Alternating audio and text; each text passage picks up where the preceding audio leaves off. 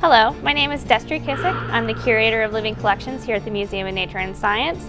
Some of the spooky animals you can encounter here at the museum include species such as the desert hairy scorpion. Desert hairy scorpions are cool because under a UV light, they glow. So when scientists go out looking for scorpions, they use UV lights to find them hiding under rocks. They glow because, like most arthropods, scorpions have an exoskeleton, and the thin layer of the exoskeleton is called a cuticle, and the cuticle reacts with UV light. Hello, my name is Megan. I'm going to be showing you how to make this spooky swirly ghost. So all you'll need in your activity is you'll receive a copy of the ghost. And what you're going to do is you're going to cut your ghost out. So it should look something like this once it is cut out. So here's the ghost cut out. What you want to do is when you're cutting out the swirl, make sure you cut along the black line all the way around till you get to the end. So the next step after that, what you're going to do is you're going to take some string, any kind of string, and you're going to punch a hole at the top of your ghost. Make sure to get an adult to help you with this part. So once you punch a hole at the top of your ghost, it should look something like this. So once you have a hole in your ghost, what you're going to do is you're going to tie your string to the top of the hole. So I have mine already done, and here's the hole. So when you're done, your activity should look something like this, and you're able to hang it up. And this is your spooky, swirly ghost. Hi, I'm Stephanie Hawkins with the Museum of Nature and Science. I'm the education curator here, and today we're going to do a spark of life experiment. In 1803, a famous experiment took place in London where a scientist studying electricity conducted the energy from a battery onto the corpse of a dead body. That corpse accepted that electricity and it started jerking around, and even one of its eyes opened. That experiment inspired Mary Shelley to write Frankenstein several years later. Your body conducts electricity, and we can actually measure that by using a meter. This meter measures electrical current. This plate is galvanized steel, and this one is copper. When I attach them to the meter, these wires will send the electrical current to the meter, which will give us a measurement of how strong the electrical current is. When I place my hands on both plates, the meter reading changes because your body can complete the electrical circuit. The thin film of sweat on your hands creates a pathway to the charge for the charge to flow through. The wire connecting the two metal plates allows the voltage to produce a current. This is similar to how batteries work. You have a positive end and a negative end, and inside is electrolyte fluid, which helps move that electrical current around to charge different electrical devices. And it's not just your hands that conduct electricity, your whole body does. Water is a great conductor, and our bodies are mostly made of water. Also, our brain uses electrical current to send messages from neurons to tell our body to do things. Frankenstein was inspired by scientists, and scientists are now inspired by Frankenstein. Inventions such as pacemakers and defibrillators now help use electrical current to save lives. Let us know what inspires you to invent, and we hope we see you soon at the Museum of Nature and Science. Have a safe and happy Halloween.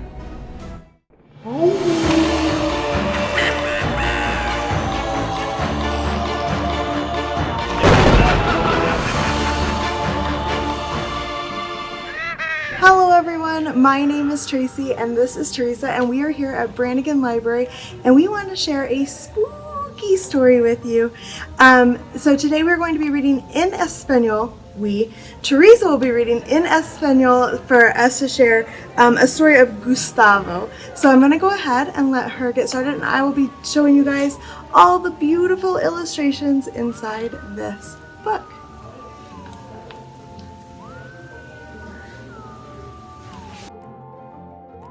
Gustavo el fantasmita tímido, by Flavia Drago.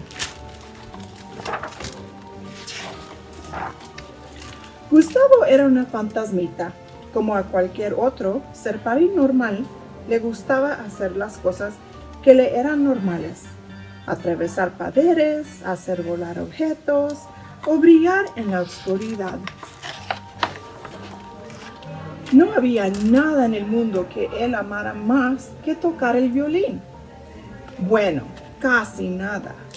Gustavo estaba secretamente enamorado de Alma, la monstrua más bonita del pueblo. pero también tenía un pequeño problema. Verás, Gustavo era tan tímido que algunas cosas le parecían espantosamente complicadas. Y lo peor de todo esto, hacer amigos le resultaba aterrador. Gustavo jamás se había atrevido a hablar con ninguno de los otros monstruos. Intentó acercarse a ellos de muchas formas distintas. Pero incluso cuando estaba frente a ellos, nadie lo podía ver.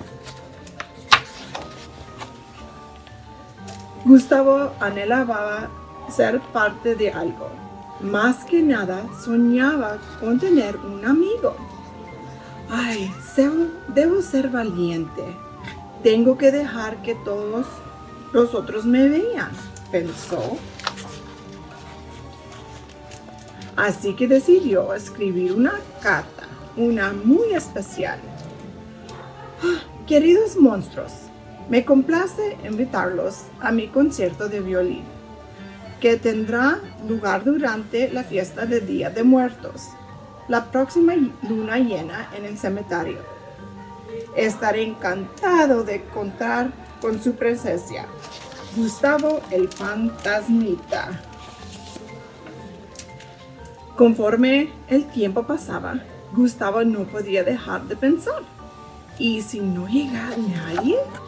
Ay, ¿y si no les gusta mi música? ¿Y si no les gusto yo? Pero esta noche era la noche. Esta vez no podía esconderse. Solo que ni un alma llegó. Entonces, Gustavo decidió hacer lo que más amaba. Y la música lo hizo feliz. Tan feliz que comenzó a brillar. Y cómo resplandecía. ¡Gustavo! Discúlpanos por llegar tan tarde. Queríamos conseguirte flores y lo único que conseguimos fue perdernos. Pero de pronto escuchamos tu música y vimos tu resplandor. Nos encantó tu concierto. ¿Te gustaría juntarte con nosotros? A partir de ese momento, la vida de Gustavo cambió por completo y todos descubrieron que aunque no era muy platicador, él era el mejor ayudado y protegiendo a sus amigos. Pero sobre todo, Gustavo nunca dejó de sorprenderlos. Y ellos nunca dejaron de quererlo. Thank you so much, Teresa. Okay, I'm going to share with you guys a quick story too, and this is called After Squid Night, and it's by Jonathan Finsky. So we are going to be reading After Squid Night. Get this opened up for us. The sky is black, the clouds are inky, the salty air is still and stinky. You snug in bed, you're softly sleeping. You dream, got a stuck page, sorry guys. While you're home, the squids are creeping. Tick tock, midnight sounds. At the beach, the ocean pounds, and from the surf, a suckered hand drags itself onto the sand. You dream of breezy afternoons, the squids slide softly over dunes. Pale artists from the ocean dark are on their way to make their mark. In water, squid art does not stay. Inky drawings drift away. So pointy heads and arms of blue will bring the inky art to you. In they pour, their arms like noodles, drawing curly, swirly doodles. Yum, your kitchen looks delicious through the cupboard, over dishes, on fridge and freezer, leaving streaks, dragging tentacles and beaks. Down the hall, the dark ink dribbles. Now your rug is full of scribbles. Bathroom pit stop rub-a-dub, drawing water in the tub. Your room is neat, and while you snore, the squids squeeze underneath your door. They draw on trucks, they draw on dolls, they draw on curtains, clothes, and walls. They draw on you, but you don't care. You don't even know they're there. But when you stir, oh how they scatter, their squiddy hearts a pitter-patter. They wait in shadows, big eyes blinking, and pause their squiddly diddly inking. Till all is quiet as before, they ooze out to ink some more. They drag on doors, they draw on hooks, they draw on shoes and socks and books. They draw until the sunlight's glowing. Let them know that they must be going. And you wake in time to see one still sliding off the window sill. At the beach, the ocean pounds, and through the surf, the squids with glee drag themselves back to the sea. While in your room, you blink and stare, your eyes adjust to what is there. The inky art is everywhere. Your mom and dad are not so happy. Start the scrubbing and make it snappy. You try your best to blame the squids, but who believes the tales of kids? In houses, squid art cannot stay, and so you have to wash it all away. Well, not quite all, for with a smile, in the corner, behind a pile of random stuff, you've saved one mark, sketched by a squid in midnight's dark. It's just a doodle, nothing grand, left by a slimy, suckered hand, whose artist's heart just had to share with anybody who might care, that once, while you slept, unaware, after midnight, squids were there.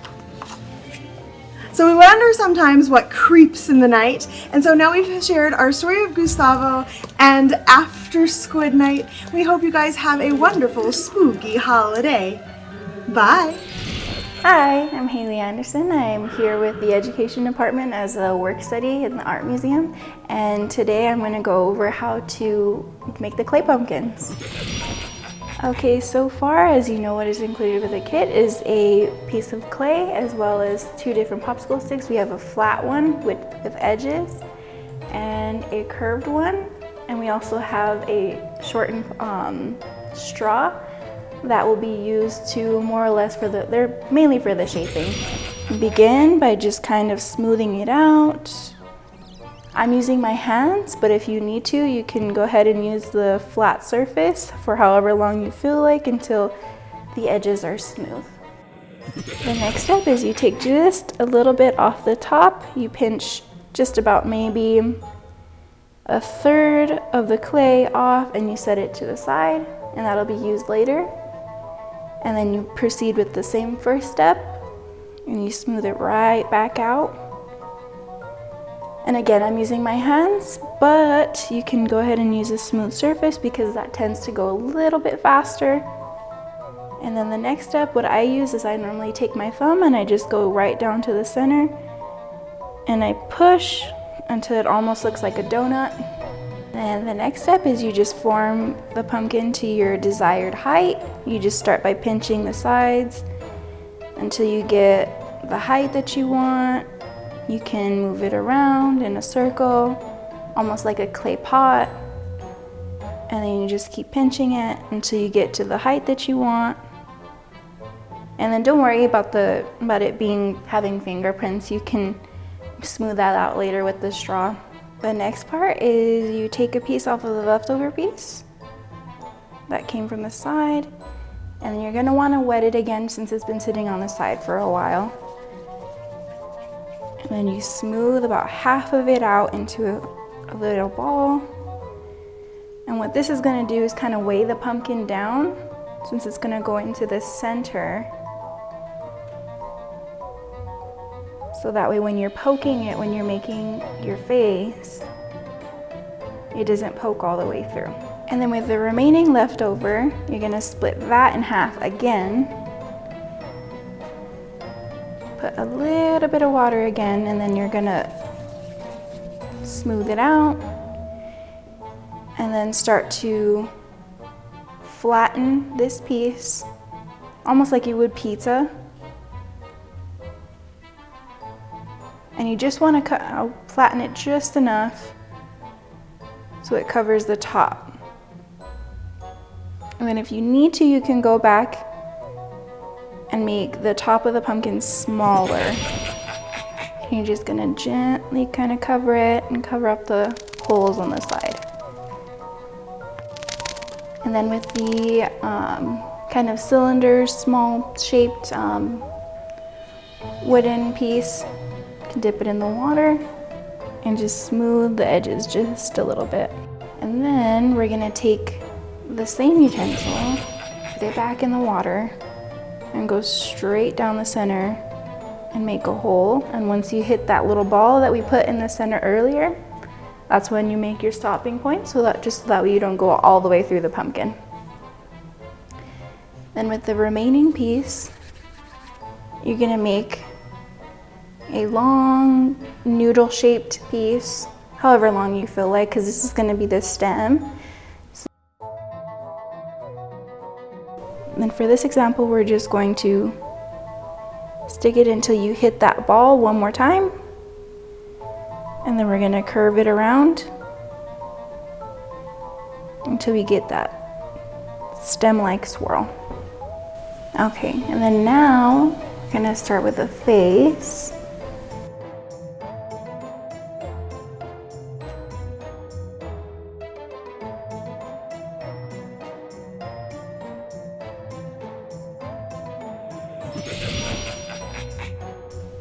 Alrighty.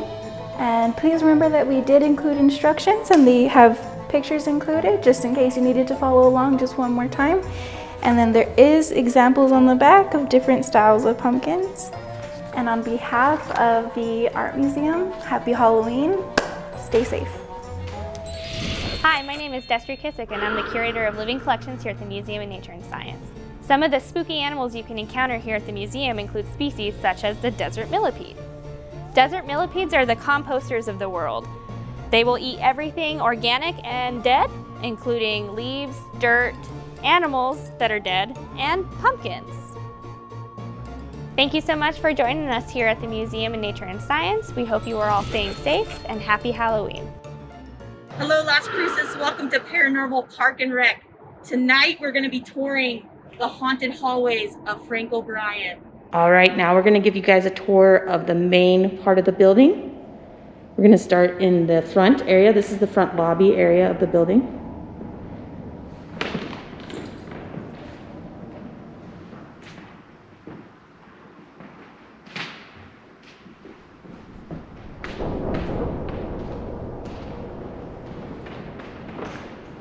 And we're going to walk down the hallway where I've captured probably the most activity myself, where I've heard the most things.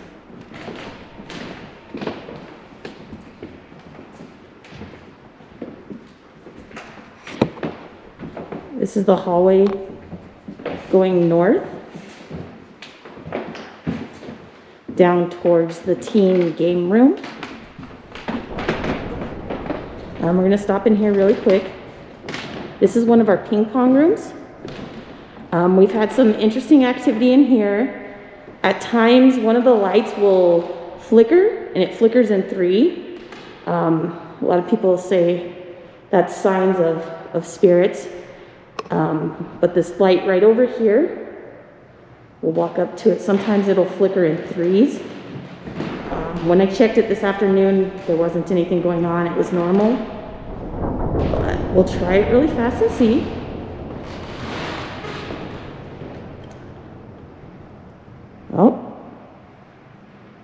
As you guys can see, nothing. Nothing. This is one of our ping pong rooms generally when we're not dealing with COVID. All right. I'm going to continue to head down the hallway.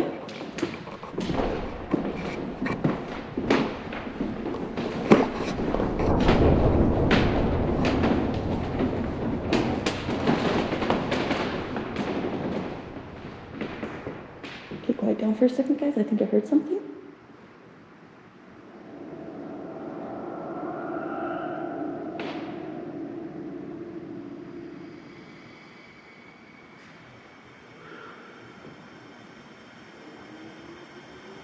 Okay, that was just a car. We're okay. That was just a car. It did sound like there was some sounds coming down towards the men's restroom. This is where we do get a lot of activity. I'll tell you a quick story once we get down there so you guys can see inside. A quick story about the bathroom.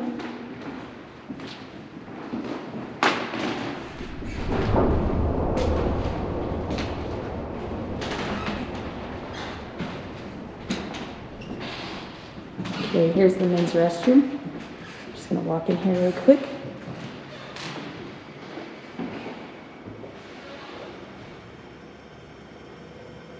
Okay, brief little story about the men's restroom.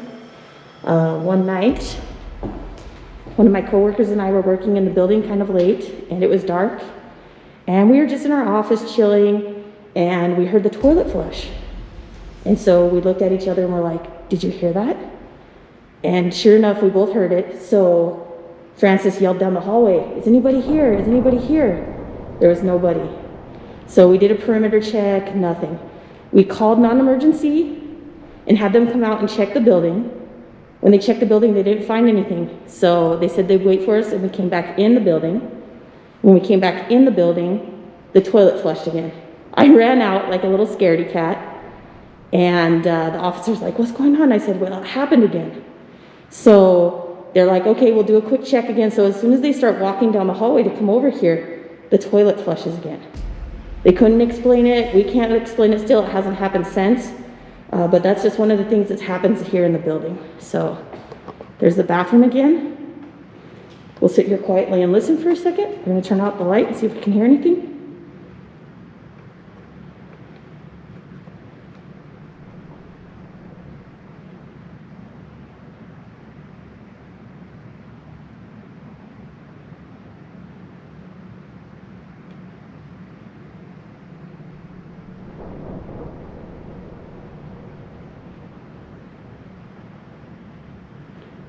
Again, if you guys hear anything in the video when you're watching it, let us know on our Facebook page. Thank you. All right, we're going to continue down the hallway. There's a brighter light so you guys can see a little bit better what we're looking at.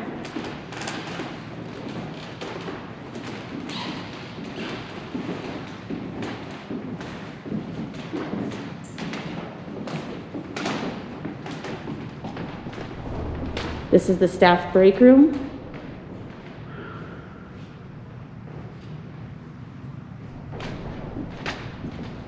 Here is the teen game room.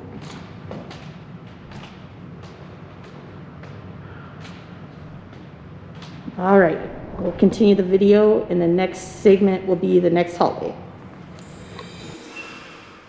All right, we're going to continue down the South Hall. These are just some of our offices.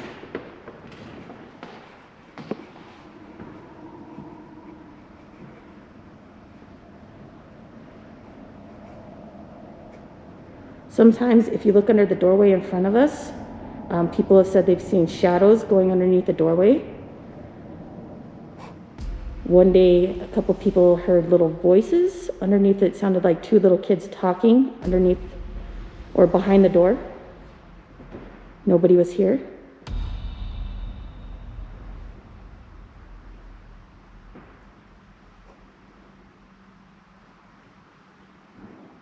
Did you guys hear that?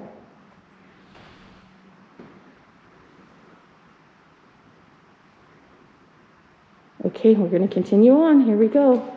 We're getting a little activity. Sarah, if you get too scared, just grab one of us.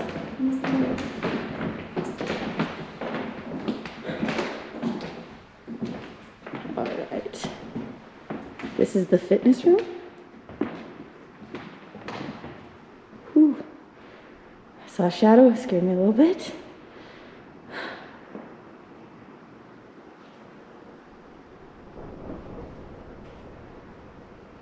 Here we have the art room.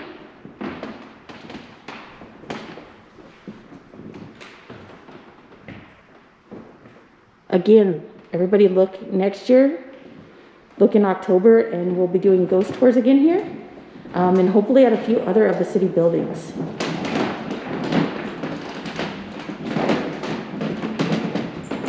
This is the doorway where people have said they've seen shadows under the door, walking.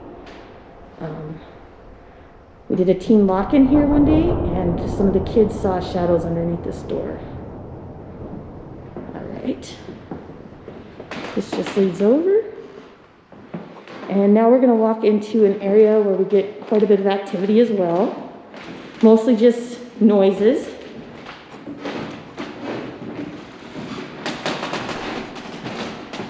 Here's the Teen Connection office. And that is odd. I'm pretty sure the chair was pushed in when we went by earlier.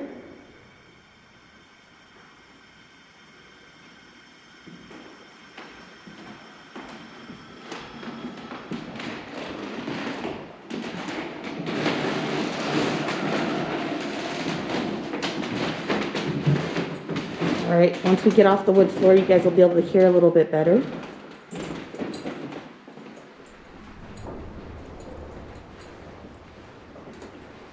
We do hear quite a little bit of noise down in this area. As you can see right now, we're going to be redoing the floors. So there's no pool tables or anything in here right now. Generally, we have pool tables and whatnot set up in here. We just heard a little bit of a bang. It's okay. It's good, guys. It's good. Okay, that was a door opening. We're going to stop for just a second. Turn your lights on, guys. Okay, we're going to turn out the light for a second, see if we hear anything.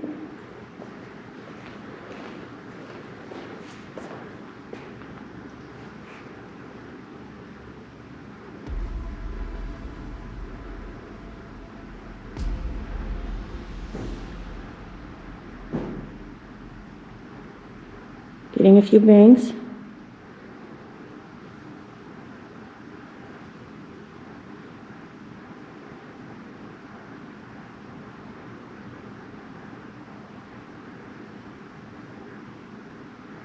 And as you guys can hear, the air conditioning is not on, so that would not explain the banging noises. Here's a look down the hallway.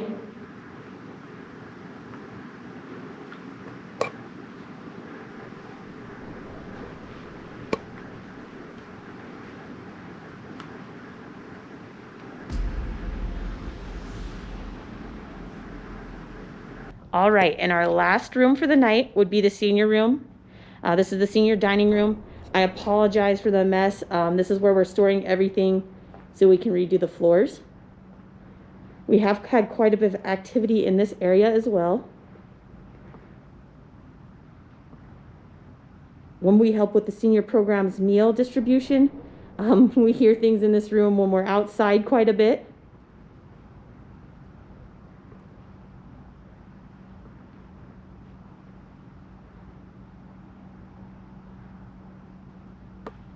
I'm going to dim the light a little bit.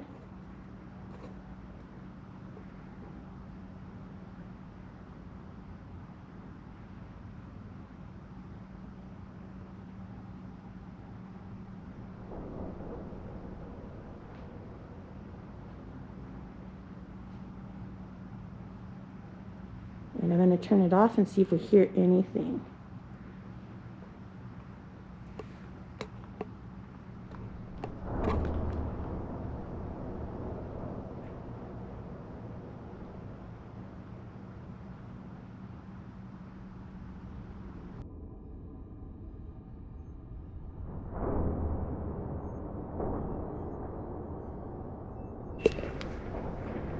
Okay, everyone, this is the first look at the basement in Frank O'Brien. Everybody's been wanting to see this, so here we go.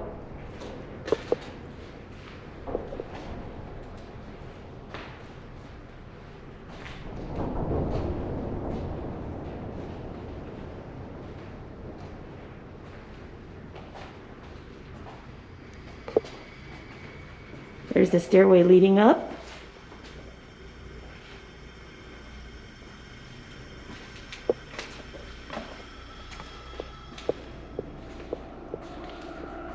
Just a little reference on the building. This building was built in 1907 and it was a former schoolhouse. I've heard many different stories. I don't know what's true for sure. Many people have told me that they house the special needs area down in the basement, as you can see. There's chalkboards.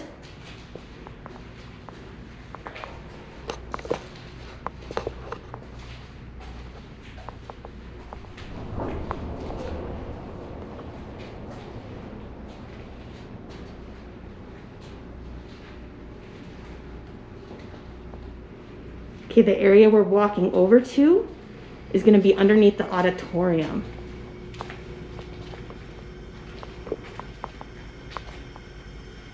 As you can see, just looking around, this is why we don't let people down in here. It's not very safe.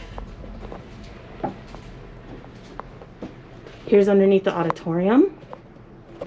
I'm going to turn out the light for just a second so everybody can see how dark it is here.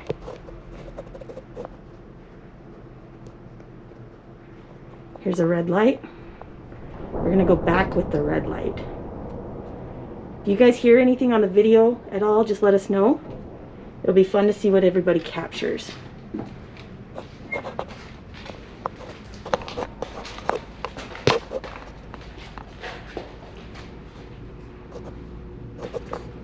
As you guys can see, it's really dark down here.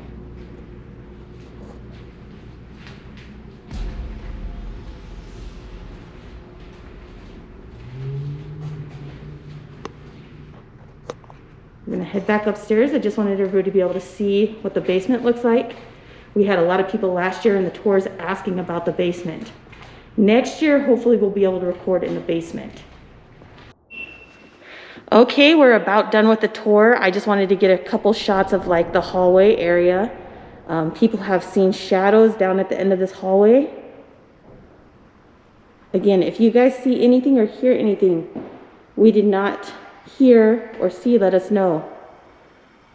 We would love to do these tours again.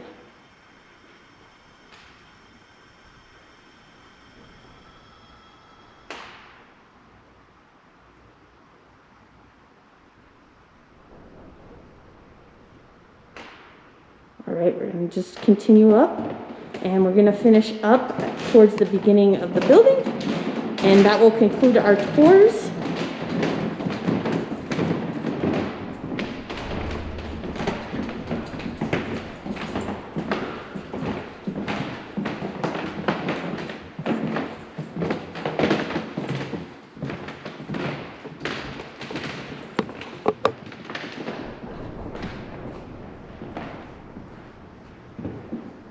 We're going to just stand up here really quickly and see if we capture anything else.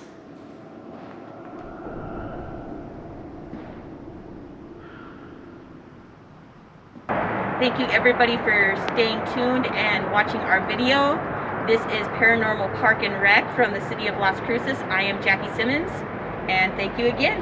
Hello everybody and welcome. My name is Kayla Myers and I'm the educator here at the Brannigan Cultural Center. And today, in the spirit of Spooky Las Cruces, I'm going to tell you a scary story. This is a true story that was told by a middle school teacher living not too far from El Paso, Texas. One day, one of his students did not come to class. The next day, she suddenly appeared, wearing a nightgown that was torn and dirty, and her hair was all messed and matted. They got her some food and kept her safe. They asked the girl, "What happened?" And all she said was, "The dog came from the wall." She said that every night before falling asleep, a long tongue would come up from under the bed and lick her dangling hand. The night before, after something had licked her hand, She heard howling, and her family's goat herd began bleating and screaming. The next day, a few goats remained huddled in the corner of the shed, but most of them had disappeared. She spent the whole day looking for her lost goats. They went to her house together and moved the bed to see what was under it, what could have been licking her. They found long hairs that looked like they were from an ape or some big animal. They also found a spot in the wall where the bricks were loose. They pulled several bricks out and made a hole that you could crawl right into. Behind the wall was a narrow hallway that led throughout the whole house. The narrow hallway led them down to the second floor of the house, to the first floor, and kept going down. It went down so far they couldn't hear the bottom when they dropped a quarter. They sent a professional spelunker down there to check it out. He wasn't worried. He'd done this kind of thing before. He went 250 feet down, and then he disappeared forever. After that, the government decided it would be in everyone's best interest to seal off this hole under the girl's bed, and they did. Years passed, and the teacher was telling this story to some of his students. One of the students went home and told her family, and the next day her father came to school. He asked to hear the whole story, and after the end, he asked the teacher if he knew what a chupacabra was. They are hounds from the underworld, and they live among us. The end. And now we know that chupacabras live among us. But today, we're going to make the chupacabras our pets and bring them home with us. Here are some two-legged chupacabras, and I'm going to teach you how to make them. So to make your pet chupacabra, you will need construction paper, beads, and yarn, and scissors to cut up your paper. You can make your chupacabra however you want, with whatever colors of paper you want, whatever kinds of beads. The first step is going to be making the head. So you'll get construction paper and cut a circle out of it.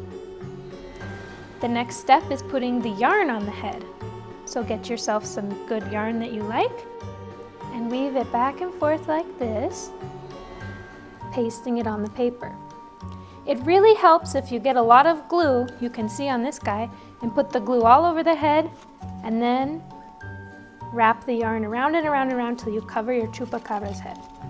You can cut out small circles for the eyes, and then paste the beads on top of the circles to make eyeballs for your chupacabra. Then choose a color for the mouth. We have purple, pink, and orange here, but you can do whatever you want. Maybe you make one with a yellow mouth. And then you'll definitely need some fangs. I've never met a chupacabra without fangs. So cut out some fangs and put them on. And then we need legs. To make them crinkly, it's very simple. You just fold the paper back and forth. Make 2 crinkly legs and glue them on the back of the head. And lastly, you just need some feet. And that's how you make a pet paper chupacabra. Happy Halloween! La cultura mexicana es una mezcla de una serie de factores que a lo largo de nuestra vida, como la muerte, nos ha acompañado desde que llegamos a este mundo hasta que partimos de él. La muerte para el mexicano es simplemente una compañera que nos sonríe desde el primer día que llegamos a este mundo y plácidamente nos lleva hasta nuestro último lecho, que es la muerte. Es así que la muerte ha sido vista siempre por la cultura mexicana como una inseparable compañera, una ineludible compañera que siempre estará con nosotros durante cada día de nuestra vida hasta el fin de nuestra existencia. Es por ello que la mezcla de la cultura precolombina, así como las creencias también católicas, tienen una fusión muy interesante en México y logran, por ejemplo, altares como este. Los altares que veneran a la muerte, pero más que nada veneran a nuestros antepasados que ya han estado en este mundo y que ahora residen en el más allá y que están viendo por nosotros. Cempasúchitl, la flor de los 200 pétalos, es quien rinde tributo a ese ser sobrenatural que es la muerte. Y cada 2 de noviembre, México celebra el Día de los Muertos como el día en que tenemos ese encuentro con estos seres astrales que son nuestros familiares, nuestros amigos y nuestros queridos que ya han abandonado este mundo carnal. Es por eso la trascendencia de que año tras año, el 2 de noviembre, celebramos con fervor, con cariño, con aprecio, sin temor a nuestros seres queridos que ya no se encuentran con nosotros. Es el 2 de noviembre cuando nuestra creencia los toma nuevamente y los trae a este mundo terrenal para hacerlos disfrutar de su comida, de su música, de inclusive sus cigarritos que tanto ellos valoraban en vida. Ese día ellos regresan a esta tierra y comparten con nosotros todo eso que ellos querían y que quieren también compartir con nosotros, como un vestigio de su presencia en este mundo terrenal. Por ello, el Día de los Muertos es algo que distingue a la cultura mexicana, la mezcla perfecta del catolicismo con la cultura precolombina, donde efectivamente la Virgen de Guadalupe y los crucifijos tienen una presencia extraordinaria junto con creencias de antes de la llegada de los españoles. Un arraigo de dos culturas, un arraigo de dos creencias que se unen perfectamente en el mestizaje que explica lo que hoy somos nosotros los mexicanos.